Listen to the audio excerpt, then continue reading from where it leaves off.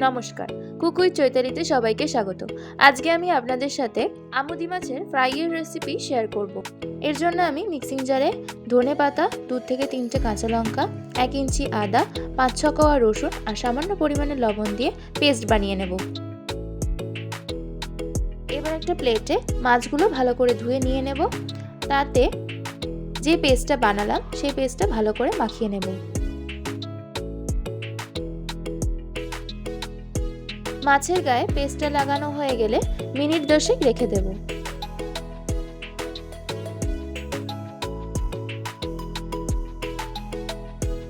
এবার একটা বাটিতে 5-6 চামচ বেসন নিয়ে নিচ্ছি। তাতে দিয়ে দিয়েছি লবণ, কালো জিরে, হলুদ গুঁড়ো, লঙ্কা গুঁড়ো আর কসুরি মেথি, আর দেবো সামান্য পরিমাণে খাবার সোডা। এবার অল্প অল্প জল দিয়ে একটা ঘন ব্যাটার তৈরি করে নেব।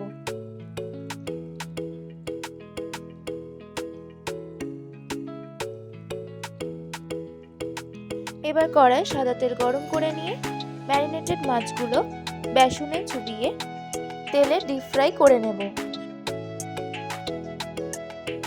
এক পিঠ হয়ে গেলে অপর পিঠ উল্টে দিয়ে ভালো করে ভেজে নেব।